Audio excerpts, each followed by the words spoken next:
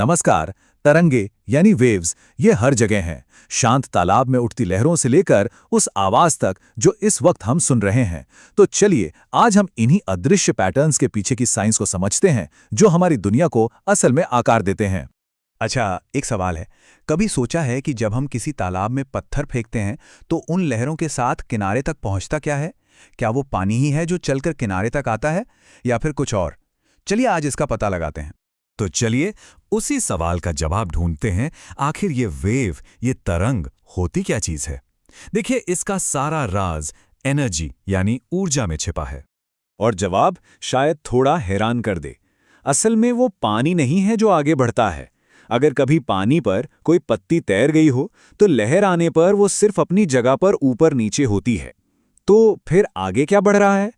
वो है एक डिस्टर्बेंस, एक तरह की हलचल जो असल में ऊर्जा को आगे ले जा रही है। और बस यही तो एक वेव का असली मतलब है। ये ऊर्जा को एक जगह से दूसरी जगह ले जाने का एक जरिया है, बिना मैटर यानी पदार्थ को साथ ले जाएं। इसको ऐसे समझिए जैसे कोई मैसेंजर हो जो मैसेज तो पहुंचा देता है लेकिन खुद अपनी जगह से नहीं हिलता। इसे एक और एग्जाम्पल से समझते हैं। जब हम कोई गेंद फेंकते हैं तो गेंद यानी मैटर खुद चलकर एक जगह से दूसरी जगह जाती है ना? लेकिन एक वेव में माध्यम जैसे पानी या हवा वो अपनी ही जगह पे रहता है, बस ऊर्जा का वो पैटर्न आगे बढ़ता जाता है। अब देखिए, वेव्स तो कई तरह की होती हैं, जैसे लाइट वेव्स या रेडियो वेव्स। लेकिन आज हम मैकेनिकल वेव्स पर ध्यान देंगे। ये वो खास तरंगे हैं जिन्हें चलने के लिए एक मीडियम, एक सहारे की जरूरत होती है, जैसे पानी, हवा या कोई रस्सी। तो ये मैकेनिकल वेव्स चलती कैसे हैं? इनके चलने के ना दो मुख्य तरीके हैं, दो अलग अलग स्टाइल हैं। चलिए इन दोनों को समझते हैं। पहला टाइप है ट्रांसवर्स वेव। इसको इमेजिन करना बहुत आसान है। सोचिए, एक रस्सी को एक सिरे से पकड़कर ऊपर नीचे हिला रहे हैं, तो रस्सी के हिस्से कहाँ जा रहे हैं? ऊपर और नीचे। लेकिन जो लहर बन रही है वो किधर जा रही है? आगे की तरफ। देखा, दोनों की डायरेक्शन एक दूसरे से 90 डिग्री के एंगल पर है। तो बस इतना याद रखना है, कण ऊपर, नीचे और तरंग आगे।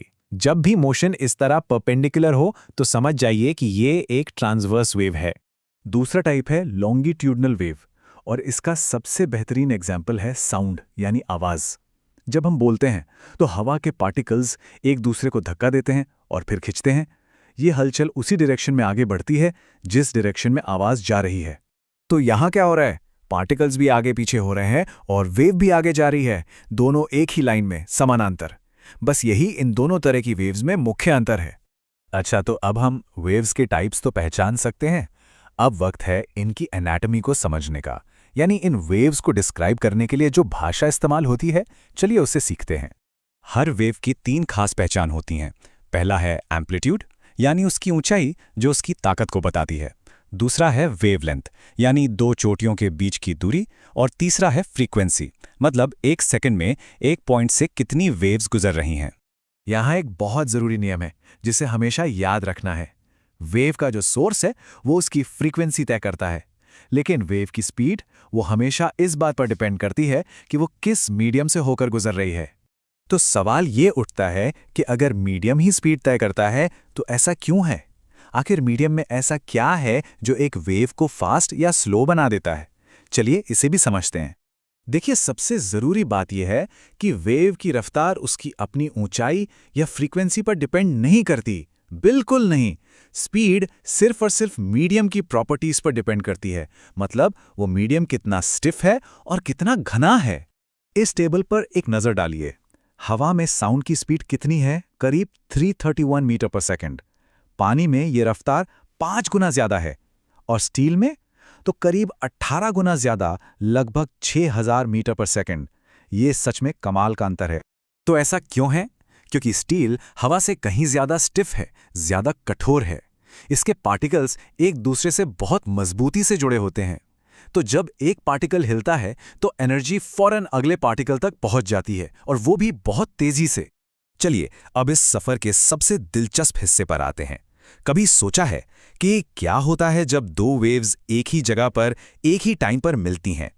इसका जवाब साइंस के एक बहुत ही शानदार प्रिंसिपल में छिपा है, प्रिंसिपल ऑफ सुपरपोजिशन।